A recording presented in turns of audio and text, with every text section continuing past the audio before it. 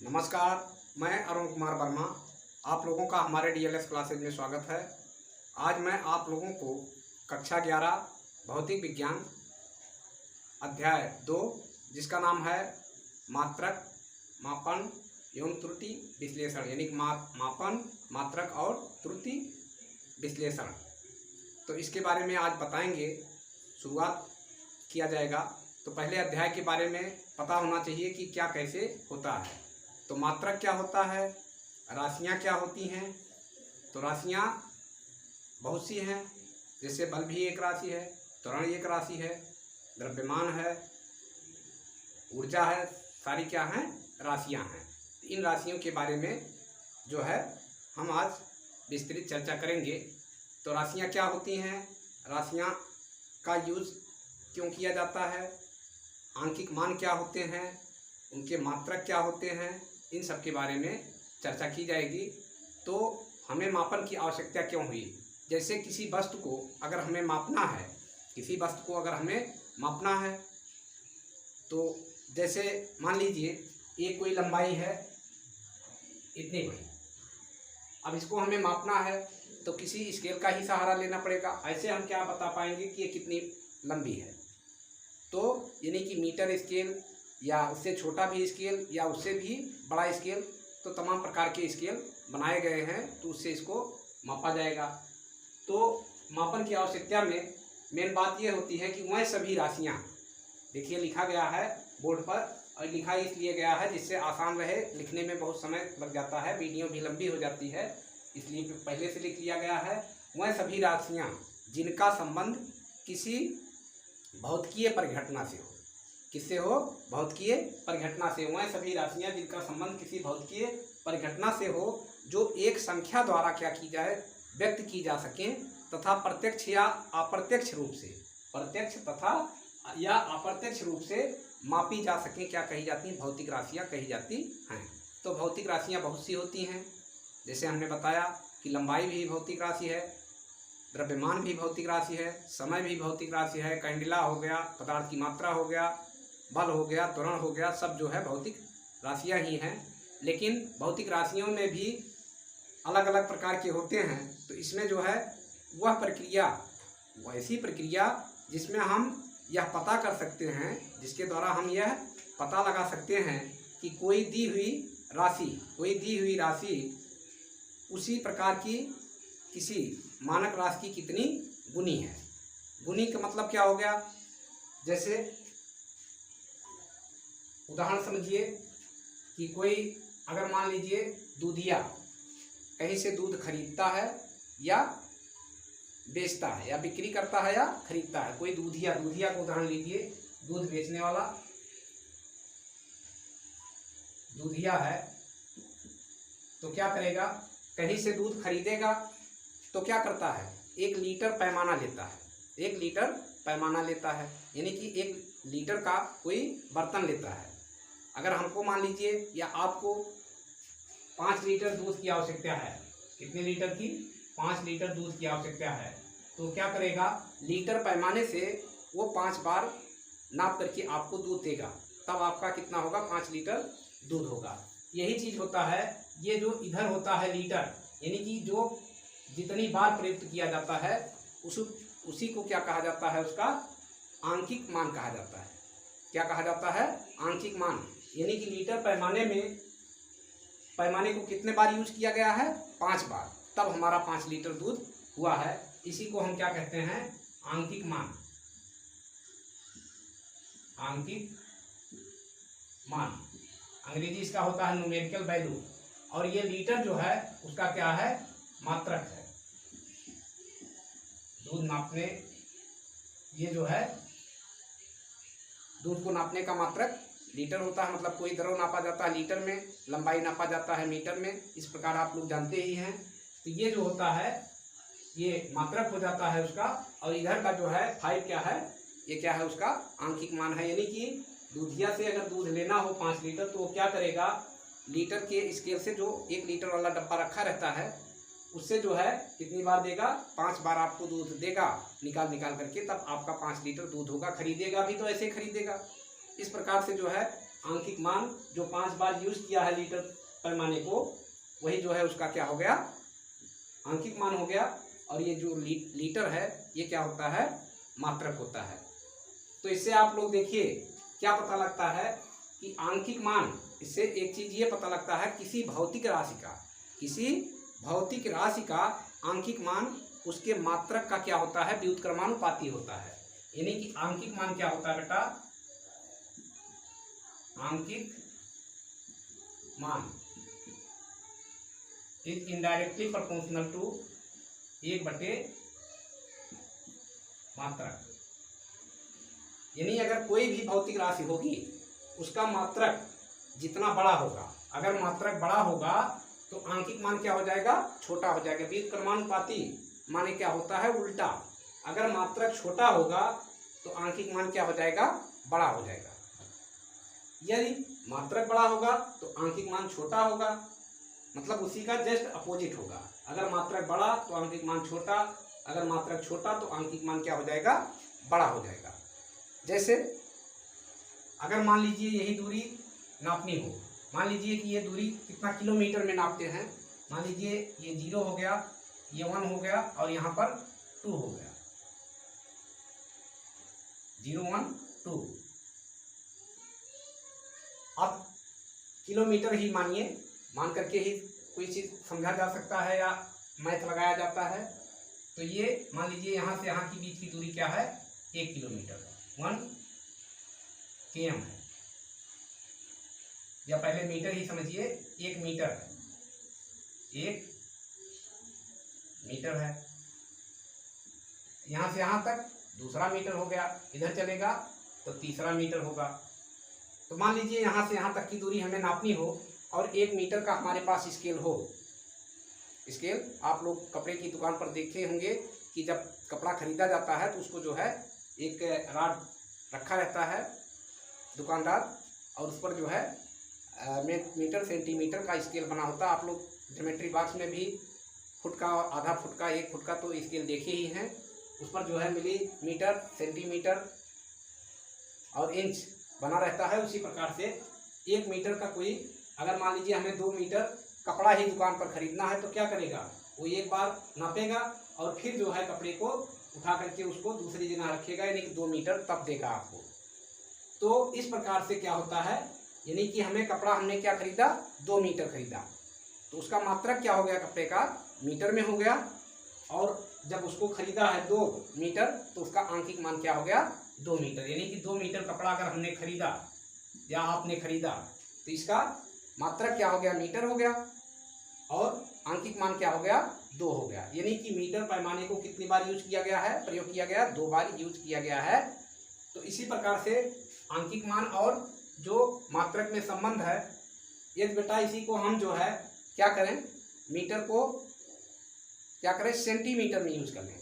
यानी कि मीटर पैमाने को अगर सेंटीमीटर में यूज कर ले, सेंटीमीटर में यूज कर लें, तो आप लोग जानते हैं कि 1 मीटर बराबर क्या होता है, 100 सेंटीमीटर होता है। 1 मीटर बराबर कितना होता है, 100 सेंटीमीटर होता है।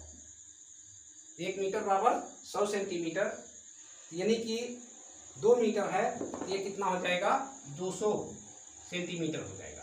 यही कपड़ा अगर सेंटीमीटर में हम खरीदेंगे तो कितना सेंटीमीटर खरीदेंगे, 200 सेंटीमीटर का कपड़ा खरीदेंगे। यानी कि देखिए कि जब स्केल यानी कि मात्रक बड़ा था तो न्यूमेरिकल वैल्यू, आंकिक मान क्या था, छोटा था, और जब हमारा मात्रक छोटा हो गया तो क्या हो गया, न्यूमेरिकल वैल्यू यानी कि आंकिक मान उसका क्या हो गया, बड़ा हो गया। अब अगर किलोमीटर में यही कोई चीज़, अगर सड़क, मान लीजिए सड़क नाप रहे हैं तो किलोमीटर में मापेंगे, क्या करेंगे, किलोमीटर में मापेंगे। तो 1 किलोमीटर बराबर क्या होता है, 1 किलोमीटर बराबर 1000 मीटर होता है, 1000 मीटर होता है। अब ये कपड़ा ना मान करके हम मानते हैं कि ये सड़क है, ठीक है। तो ये सड़क जो है 2 मीटर हम नापे हैं, और इसको कोई कहते किलोमीटर में आप चेंज करके बताइए तो क्या होगा, और छोटा हो जाएगा। देखिए यानी कि 1 किलोमीटर बराबर क्या होता है, 1000 मीटर। इसी को 2 मीटर को 2 मीटर को, जो 2 मीटर हम सड़क मापे हैं उसको क्या करेंगे, 2000 से भाग दे देंगे, 2 को 2000 से डिवाइड कर देंगे, तो क्या हो जाएगा, 2 से 2 कैंसिल हो जाएगा, 2 से 2 कैंसिल हो जाएगा, तो बचेगा 1/1000, 1/1000 बचेगा। और ये जो है हटाने के लिए क्या किया जाएगा, यहाँ 3 जीरो लग जाएगा, तो पॉइंट, यानी कि 1000 से अगर यहाँ भाग देते हैं, 1000 और भागे 1 करते हैं, तो पॉइंट बढ़ाएंगे, 0 बढ़ेगा, फिर 0 बढ़ाएंगे, फिर 0 बढ़ेगा, फिर 0 बढ़ाएंगे, फिर 0 बढ़ेगा, तब 1 बार जाएगा। यानी कि जितने अंक होते हैं नीचे, एक के बाद जितने अंक होते हैं उतने अंक के पहले हम क्या लगा देते हैं, दशमलव लगा देते हैं, तो हमारा आ जाता है किलोमीटर में। तो ये हो गया 0.001 किलोमीटर।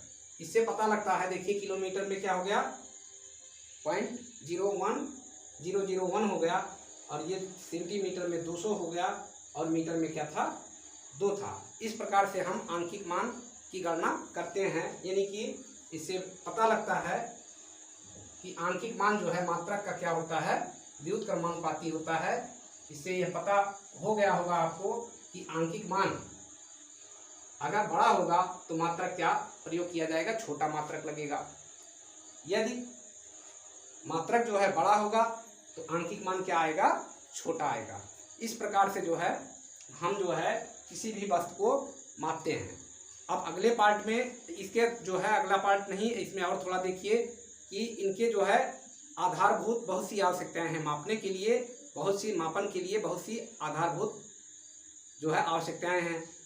आवश्यकता क्या होती है, कोई भी अगर मात्रक लें, ठीक है, अब 1 किलोमीटर का तो राड हम ले नहीं सकते हैं कि सड़क को नापना है, हम 1 किलोमीटर का राड ले लें, तो मीटर पैमाना ही लेते हैं। जैसे फीता आप लोग देखेंगे तो लंबा बना दिया जाता है, पहले छोटा बनता था, अब लंबा बना दिया जाता है, लेकिन तब भी जो है 20 मीटर, 50 मीटर, 100 मीटर का बनाया जाता है। 1000 मीटर का अभी भी फीता नहीं बनाया जाता है। तो अगर 1 किलोमीटर की सड़क हमें नापनी हो और 100 मीटर का हमारा फीता हो, तो उसको हम कितनी बार यूज करेंगे, 100 मीटर का अगर फीता होगा तो कितनी बार यूज करेंगे, 10 बार यूज करेंगे,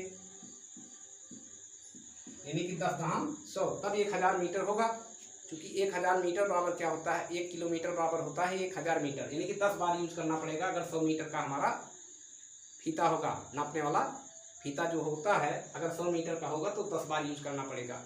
यानी कि किसी भी राशि को मापने के लिए हमें जो है न्यूमेरिकल वैल्यू की आवश्यकता पड़ती ही पड़ती है। अब इसलिए इसकी आवश्यकता क्या हुई, मानक रूप से इसे परिभाषित होना चाहिए, मानक रूप से, स्टैंडर्ड रूप से इसे जो है क्या होना चाहिए, मात्रक को परिभाषित होना चाहिए। दूसरा क्या होता है, मापक का जो फीता है या कोई मापक यंत्र है उसका जो है एक निश्चित आकार होना चाहिए, बहुत ना बड़ा होना चाहिए ना बहुत छोटा होना चाहिए कि खो जाए, और छोटा भी बनाया जाता है उसको सुरक्षित रखा जाएगा, यानी कि इतना बड़ा भी नहीं आकार होना चाहिए जो हमसे उठे ही ना।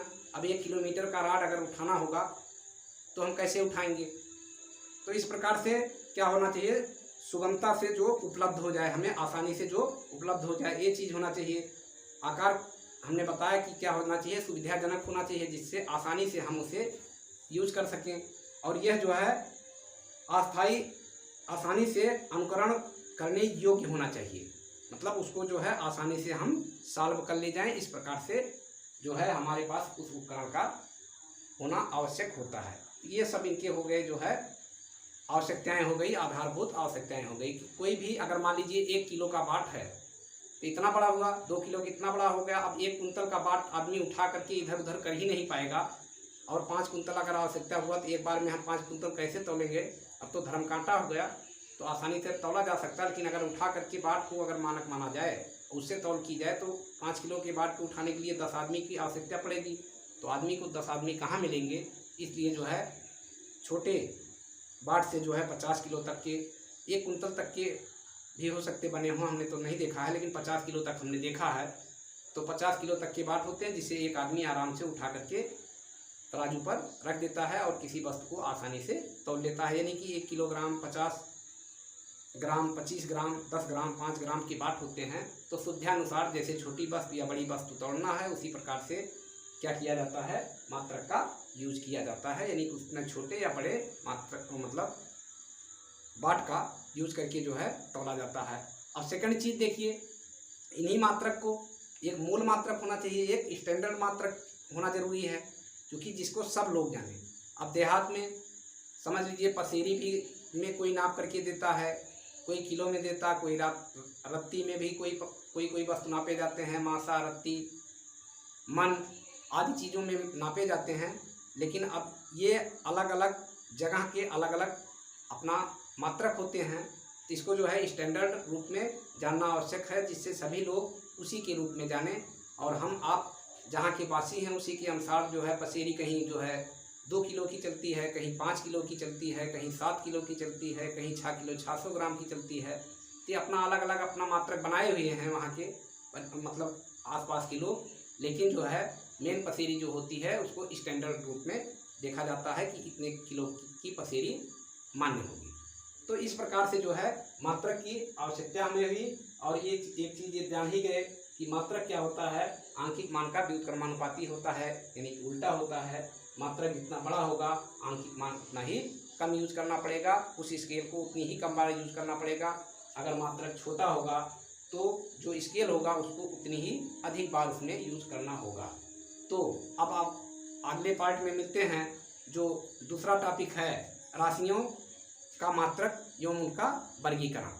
तो फिर मिलते हैं। आप लोग जो है अगर समझ में आया हो तो वीडियो को जो है लाइक कीजिए, शेयर कीजिए तथा सब्सक्राइब कीजिए जिससे हमारे द्वारा डाले गए वीडियो आपको आसानी से प्राप्त हों और आप लोग इसका लाभ उठाएं। मिलते हैं अगले पार्ट में, तब तक के लिए नमस्कार।